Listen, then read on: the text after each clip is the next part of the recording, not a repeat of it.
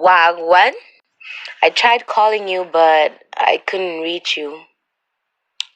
I just wanted to know if you were okay. If you were really, really okay, If you're happy. Are you happy? I wish we could have talked on the phone, man, so I could hear your opinion on this or your thoughts on this. If you're really okay. But hey, if you're not, you shouldn't be afraid of dark days. Call me. Thank you, Ruby, for giving me this platform to talk about my mental health experiences. So the first mental health experience that really affected me was back in 1999 when I was 10 years old, when I lost my father. Well, me and my dad were close. We shared a lot of things in common. He's the one that introduced me to music, hip-hop and R&B. He's the one that was the first music critic in the family. So I'm actually a second generation music critic. So when my father passed away, I didn't weep, or should I say mourn. Such of a word. What happened to me was I got sick, really sick. They called it bronchitis, where I'd cough and for 15 to 20 seconds thereabout, I couldn't breathe, So at that time, I knew what had happened. I knew what was going on, but I just couldn't bring myself to grieve, to cry. It was like I was numb in a way. Yeah. And this is someone I knew all my life. This is someone I'd thought would be there. It was basically like the way we were close. It was like he was a dad and at the same time a big brother to me. So that really affected me. I didn't really know what that was back then. So it took me about 4 years to, I can't say deal with it, but to be at a space where my spirit accepted his passing. That was my first mental health experience. And the second mental health experience came 6 years later when I was 16 going on 17. That's when my mom passed. And when my mom passed, that literally meant that I had lost all. I was basically an orphan, someone who had no parents. You get it? And the thing with people like me, who have lost their parents, is people with parents don't really understand this.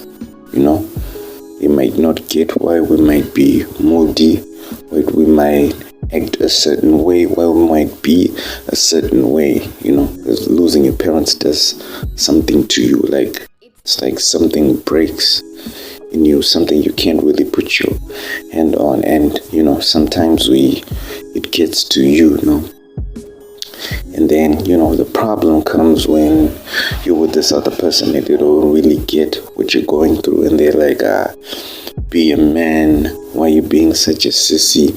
And that's also another problem with society, that we don't allow men to be men, but we just want them to be a version of men that we think that they should be.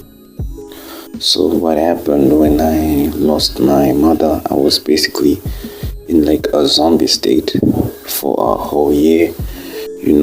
I was being told that things wouldn't change, which was one of the biggest lies ever, because things definitely changed. for me, around, even like my relatives changed, the way they treated me, everything changed, You start seeing the world in a different light. It's almost as if the world has shifted, like everything you knew has shifted. That's when you see like parents give a sense of protection, give a sense of being. So that means basically in essence that you have to grow up quickly. Like you don't get to be a kid anymore. You have to start acting like an adult, start thinking like an adult, because basically the person that has to look out for you is now you, basically. So the third mental health experience I want to talk about is one that happened in 2016. Yeah, so 2016, I can't remember when exactly, but I'm thinking around April thereabout. That's when I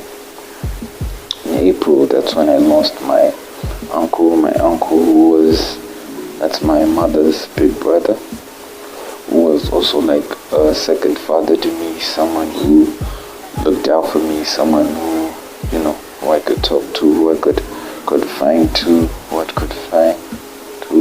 someone who had my back. So when he passed, I was also going through some other stuff with my then girlfriend at the time. So that's when I started like becoming a workaholic. That's burying myself in work.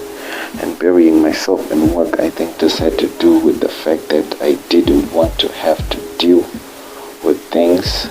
So when my uncle passed, that hit me really hard. And also this workaholic stuff, well, sort of had a few good things to it. It's the year I did, I think, about 700 articles in 1 year, and it's still a record which I haven't reached again or have beaten again. But yeah, that's just the tip of the iceberg.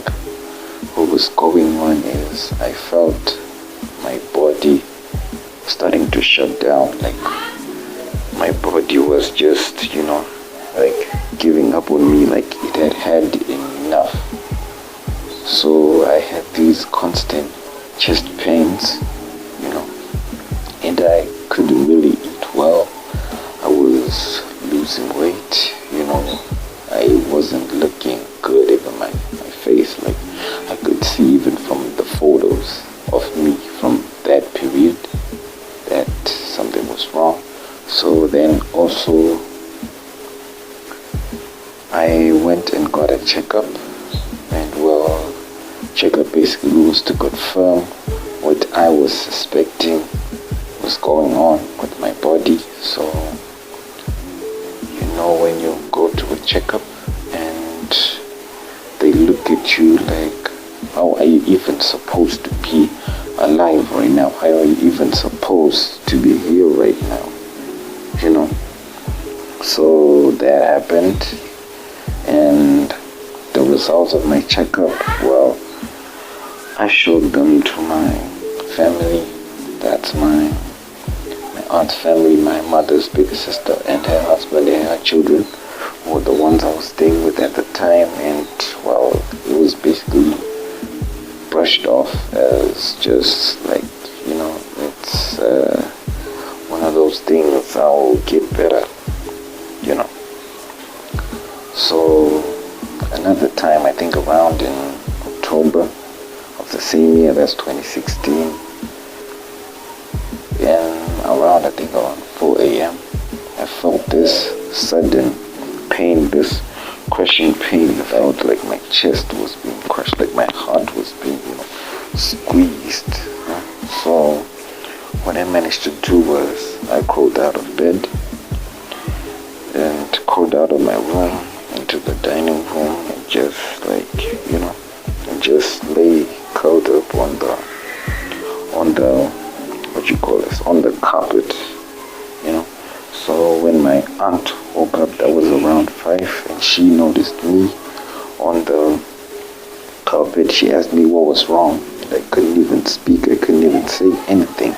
I just pointed to my chest, because I couldn't even speak. No sound was coming out from my voice.